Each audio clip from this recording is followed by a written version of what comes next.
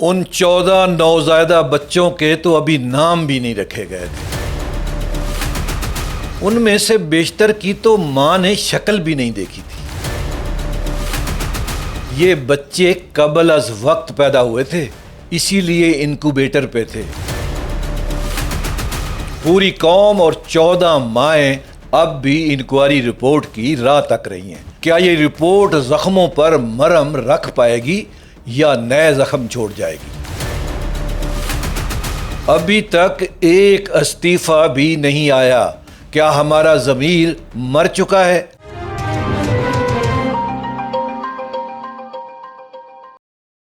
Time line میں خوش آمدید، میں ہوں اکرم نعیم بھروکا۔ استعفیٰ سب سے اچھی معافی ہوتی ہے۔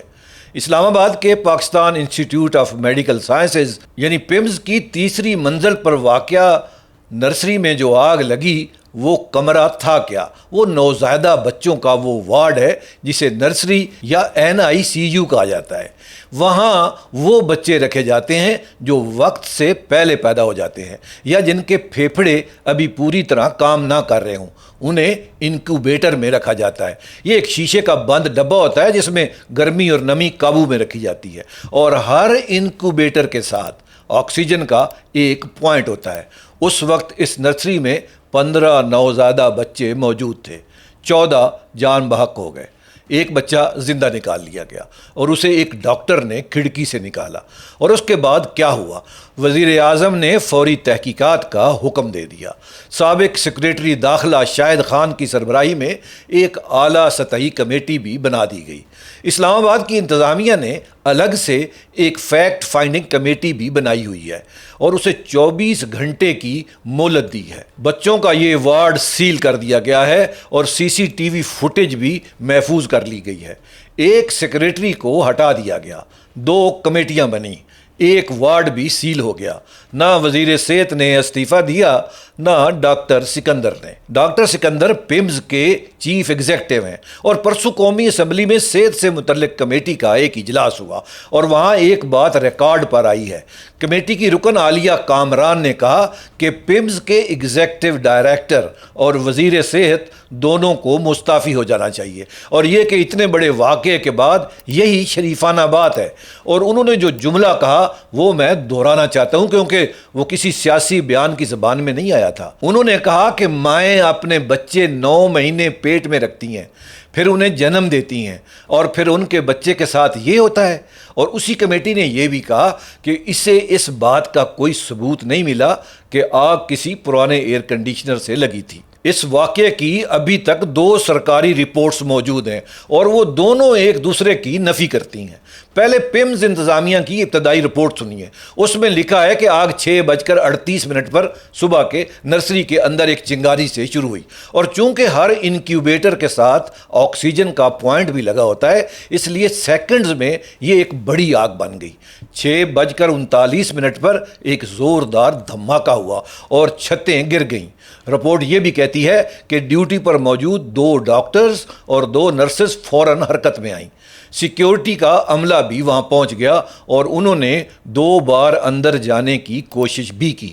اور رپورٹ یہ بھی کہتی ہے کہ عملے نے نرسری سے 1 بچہ، ساتھ والے کمرے سے 4 بچے اور 3 مائیں وہاں سے زندہ نکال لی، اور اسی منزل پر گائنی وارڈ کے 73 مریضوں کو چند منٹ میں محفوظ مقام پر منتقل کر دیا گیا۔ اب وہ 2 جملے جو سب سے اہم ہیں۔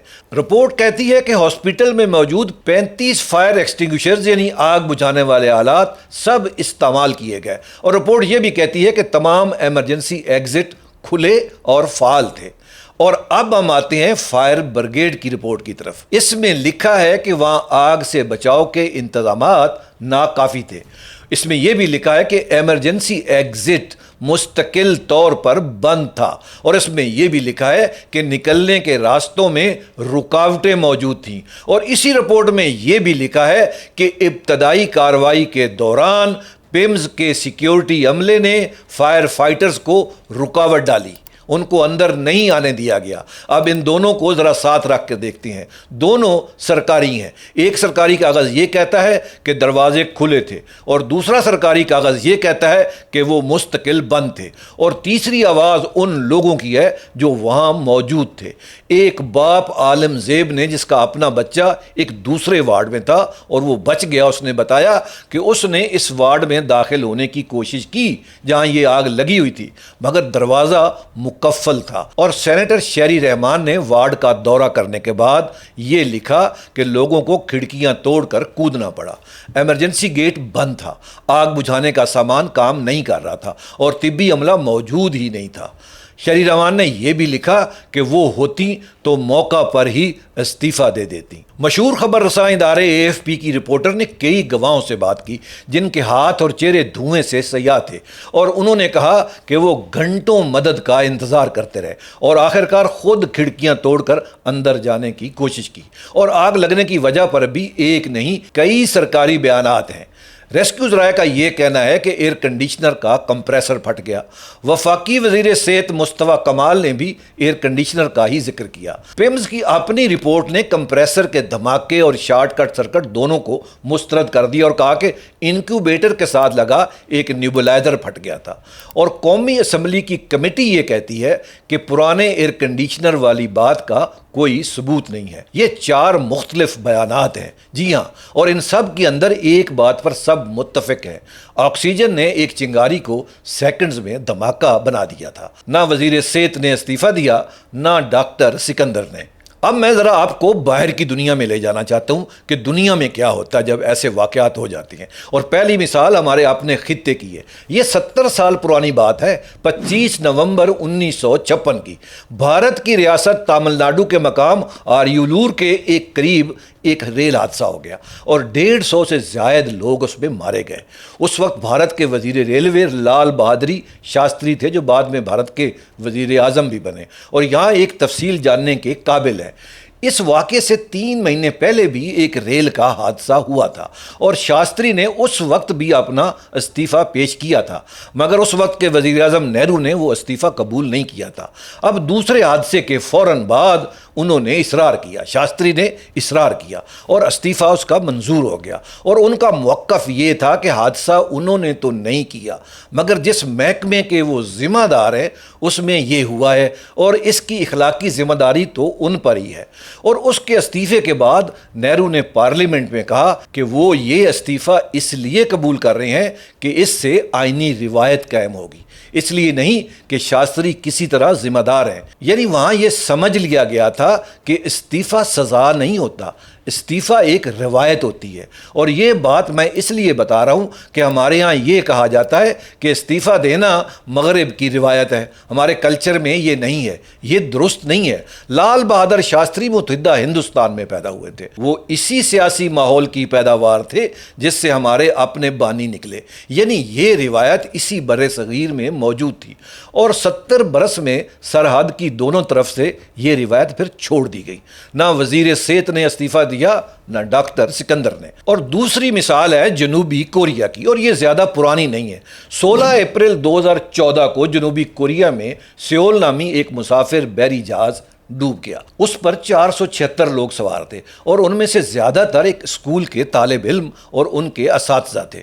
300 سے زیادہ لوگ اپنی جانوں سے گئے، اور تحقیقات میں سامنے آیا کہ جہاز پر گنجائش سے زیادہ سامان تھا، زیادہ لوگ تھے، اور اس وقت اس کی کمان ایک کم تجربہ کار جونیئر آفیسر کے پاس تھی، اور بچاؤ کی کارروائی سست اور بے ترتیب تھی، اور اس جہاز کے عملے کے 15 افراد بھی گرفتار ہو گئے۔ ان پر الزام یہ تھا کہ انہوں نے مسافروں کو نکالنے کے لیے وہ نہیں کیا جو انہیں کرنا چاہیے تھا، کیونکہ جہاز کے اندر اعلان یہ ہوتا رہا کہ سب اپنی جگہ پر بیٹھے رہیں، اور بچے بیٹھے رہے، اور جب باہر نکلنے کا حکم آیا تو جہاز اتنا جھک چکا تھا کہ زیادہ تر لوگ نکل ہی نہیں پائے۔ اب کوریا کے ملک کے وزیر اعظم چنگ ہونگ وون کی بات کرتے ہیں۔ ان کا اس حادثے سے براہ راست کوئی تعلق نہیں تھا۔ کوریا میں اصل اختیار صدر کے پاس ہوتا ہے، وزیر اعظم کے پاس نہیں، اور اسی لیے بہت سے مبصرین نے کہا کہ ان کا استعفیٰ زیادہ تر علامتی ہے، مگر انہوں نے حادثے کے 11 دن بعد استعفیٰ دے دیا، اور انہوں نے جو کہا وہ سننے کے قابل ہے۔ انہوں نے کہا کہ لاپتہ بچوں کے خاندانوں کی چیخیں آج بھی مجھے رات کو سونے نہیں دیتی۔ انہوں نے کہا کہ حکومت کی طرف سے میں معافی مانگتا ہوں، حادثے کو روکنے میں ناکامی سے لے کر بچاؤ کی ابتدائی کارروائی تک ہر بات کی معافی مانگتا ہوں۔ اور پھر انہوں نے وہ جملہ کہا جو آج تک دہرایا جاتا ہے، استعفیٰ سب سے اچھی معافی ہوتا ہے۔ اور یہاں انصاف کی بات بھی کر لیجئے، ان کے مخالفین نے اسے بزدلانہ فرار قرار دیا اور یہ بھی کہا کہ وہ بچاؤ کا کام مکمل ہونے تک عہدے پر رہے، اور اس لیے یہ فوری رخصتی کی علامت نہیں تھی۔ یہاں ایک بات ہوئی، ایک آدمی جس کا اس حادثے سے کوئی براہ راست تعلق نہیں تھا وہ کھڑا ہوا اور اس نے کہا کہ ذمہ داری میری ہے۔ ہمارے ہاں نہ وزیر صحت نے استعفیٰ دیا نہ ڈاکٹر سکندر نے، اور اب مجھے وہ مثال دینی ہے جو اس پوری بحث کا رخ بدل دے گی، کیونکہ اب تک ہم صرف یہ دیکھ رہے تھے کہ استعفیٰ ہونا چاہیے، اب یہ دیکھیے کہ استعفیٰ ہونے سے ہوتا کیا ہے۔ 24 اپریل 2021 کو عراق کے دارالحکومت بغداد کے ابن الخطیب ہاسپٹل کے کرونا وارڈ میں آگ لگ گئی۔ ایک آکسیجن ٹینک پھٹ گیا تھا جس میں 82 لوگ مارے گئے اور 100 سے زیادہ زخمی ہوئے، اور حکام نے اسے غفلت کا نتیجہ قرار دے دیا۔ اس کے نتیجے میں عراق کے وزیر صحت حسن التمیمی نے استعفیٰ دے دیا، اور یہاں ایک تفصیل قابل غور ہے۔ تحقیقاتی کمیٹی کی سفارشات پر کابینہ نے ووٹ بھی دیا تھا اور ان کی معطلی ختم کرنے کی منظوری دے دی تھی، یعنی وہ بری ہو چکے تھے، انہوں نے پھر بھی استعفیٰ دیا۔ ہسپتال کے ڈائریکٹر اور اس کے انتظامی معاون کو بھی عہدوں سے ہٹا دیا گیا۔ یہاں تک کی کہانی بالکل وہی ہے جو آج ہم چاہتے ہیں، مگر ذرا آگے بھی سنیے۔ اس کے 3 مہینے سے بھی کم عرصے بعد 12 جولائی 2021 کو عراق کے ہی شہر ناصریہ کے الحسین ٹیچنگ ہاسپٹل میں اسی طرح کے کرونا وارڈ میں آگ لگ گئی، اور اس بار 92 لوگ مارے گئے، اور اس بار بھی وجہ پر 2 مختلف سرکاری بیانات آئے۔ ایک نے کہا کہ شارٹ سرکٹ ہوا ہے، اور دوسرے بیان نے یہ کہا کہ آکسیجن کا سلنڈر پھٹ گیا تھا، اور وزیر اعظم نے صوبے کے ڈائریکٹر صحت، ہاسپٹل کے ڈائریکٹر اور شہر کے سول ڈیفنس چیف کی معطلی اور حتیٰ کہ گرفتاری کا حکم دے دیا۔ یعنی عراق نے وہ سب کچھ کیا جو آج ہم مانگ رہے ہیں۔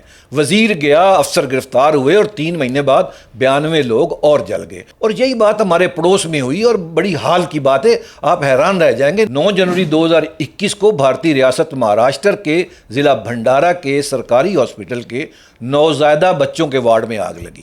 اس وقت وہاں 17 بچے تھے، 7 بچا لیے گئے، 10 بچے مر گئے، 3 جل کر اور 7 دھوئیں سے۔ اور تحقیقات میں یہ چیز سامنے آئی کہ اگر بچوں کو گرم رکھنے والے آلات کے کنٹرول پینل میں ایک چنگاری لگ جائے تو پورا کمرہ تباہ ہو جاتا ہے، اور اس کے بعد 7 ملازمین کے خلاف کارروائی ہوئی، 3 معطل ہوئے اور 3 برطرف، اور ایک اعلیٰ سطحی کمیٹی نے سفارشات بھی دیں، اس میں کوئی استعفیٰ نہیں آیا۔ اسی ریاست مہاراشٹر کے شہر امراوتی کے سرکاری ہاسپٹل کے پھر نوزائیدہ بچوں کے وارڈ میں آگ لگی اور 3 نوزائیدہ بچے مر گئے، اور ریاست کے ایک سابق وزیر انیل دیشمکھ نے کہا کہ بھنڈارا کے بعد جو کمیٹی بنی تھی اس کی سفارشات پر عمل ہی نہیں ہوا۔ انہوں نے کہا اگر اس وقت کوئی استعفیٰ آ جاتا تو شاید یہ حادثہ ٹل جاتا۔ 5 سال گزر گئے، ایک ہی ریاست 2 آگیں لگیں، دونوں بچوں، نوزائیدہ بچوں کے وارڈ میں لگیں، اور ایک رپورٹ جو اب تک الماری میں بند ہے۔ اور بھارت کی طرح اس دفعہ نہ ہمارے وزیر صحت نے استعفیٰ دیا نہ ڈاکٹر سکندر نے۔ اور اب آتے ہیں میرے تجزیے کی طرف۔ پہلی بات تو یہ ہے کہ استعفیٰ صرف ذمہ داری بانٹنے کا نام نہیں ہے، استعفیٰ اس سے کہیں زیادہ ہوتا ہے۔ یہ زخموں پر مرہم رکھنے کے مترادف ہوتا ہے، یہ کسی قوم کا ضمیر ہوتا ہے، اور زندہ قوم کا ضمیر تو یہ استعفے سے ہی ثابت ہوتا ہے۔ اور کیسے ثابت ہوگا کہ ہم زندہ قوم ہیں؟ گانا گانے سے تو نہیں ہوگا کہ ہم زندہ قوم ہیں، ان باتوں سے ہوتا ہے۔ آپ ایک مثال چھوڑتے ہیں، اور یہ ایک مرہم کا کام کرتا ہے استعفیٰ۔ جب کوئی ذمہ دار آدمی کہتا ہے نا کہ یہ میرے دور میں ہوا اور میں جا رہا ہوں، تو وہ ماں جس کا بچہ گیا تھا اسے کچھ اطمینان ملتا ہے کہ اس کا نقصان کسی نے تسلیم تو کیا۔ اور جب کوئی نہیں جاتا، جب ڈھٹائی کی انتہا ہو جاتی ہے، تو اس ماں کو یہ پیغام ملتا ہے کہ اس کا بچہ اتنا اہم نہیں تھا کہ کسی کی نوکری اس سے بڑی ہو۔ اور دوسری بات یہ ہے کہ ہمارے ہاں اکثر یہ کہا جاتا ہے کہ استعفے سے کیا ہوتا ہے، اس سے بچے تو واپس نہیں آئیں گے۔ یہ دلیل تو بالکل درست دے رہے ہو، اس لیے سچ بھی ہے کہ استعفیٰ کافی نہیں ہے۔ عراق کی مثال ہمارے سامنے ہے، وزیر گیا، اس نے استعفیٰ دیا اور آفیسرز گرفتار ہوئے اور 3 مہینے بعد 92 لوگ اسی طرح کے ایک اور واقعے میں جل گئے۔ اور بھارت کی مثال بھی ہمارے سامنے ہے، 7 ملازمین کے خلاف کارروائی ہوئی اور رپورٹ بنی اور 5 سال بعد اسی ریاست میں اسی وارڈ میں دوبارہ وہی نوزائیدہ بچے مر گئے۔ وجہ یہ تھی کہ اس رپورٹ پر عمل ہی نہیں ہوا۔ اور تیسری بات یہ، اور یہ سب سے تلخ ہے، اور یہ ہمارے اپنے بارے میں، ہم استعفیٰ اس لیے مانگ رہے ہیں کہ ہمیں اور کچھ مانگنا آتا ہی نہیں ہے، استعفیٰ ہی نظر آتا ہے، وہ فوری ہے اور اس کی تصویر بنتی ہے اور اس پر ریاست کا 1 روپیہ خرچ نہیں ہوتا، بات وہیں ختم ہو جاتی ہے۔ اور جو چیز اگلے 14 بچوں کو بچائے گی وہ استعفیٰ بالکل نہیں ہے، وہ پاکستان کے ہر نوزائیدہ وارڈ کا آگ سے بچاؤ کا آڈٹ ہے، ہر ہاسپٹل میں ایمرجنسی دروازوں کی جانچ پڑتال ہے، ہر آکسیجن پوائنٹ کی جانچ پڑتال ہے، ہر فائر ایکسٹنگوشر کی تاریخ کو پہ نظر رکھنے کی بات ہے، اور اس پر پیسہ لگے گا اور اس کی کوئی تصویر نہیں بنے گی اور اس کے لیے کوئی سڑک پر نہیں نکلے گا، اور یہ کام مہینوں کا ہے، برسوں کا نہیں۔ ایک وارڈ کے دروازے کھلوانے میں 1 دن لگتا ہے، ایک عمارت کے آگ بجھانے والے آلات کی تاریخ دیکھنے میں صرف چند لمحے لگتے ہیں، چند منٹ لگتے ہیں۔ یہ ناممکن کام نہیں ہے، یہ ایسے کام ہیں جن سے کوئی خبر نہیں بنتی۔ ہم دونوں میں سے سستے والا مطالبہ کر رہے ہیں، اور یہ بات مجھے اپنے بارے میں بھی کہنی ہے کیونکہ میں بھی یہی مانگ رہا ہوں۔ اور چوتھی بات یہ ہے کہ اس وقت 2 سرکاری کاغذ ایک دوسرے کی نفی کر رہے ہیں، ایک کہتا ہے دروازے کھلے تھے، دوسرا کہتا ہے دروازے بند تھے، اور جب تک یہ طے نہیں ہوتا ان 14 خاندانوں کو یہ تک معلوم نہیں ہوگا کہ ان کے بچے دھوئیں سے مرے یا ایک بند دروازے کی وجہ سے۔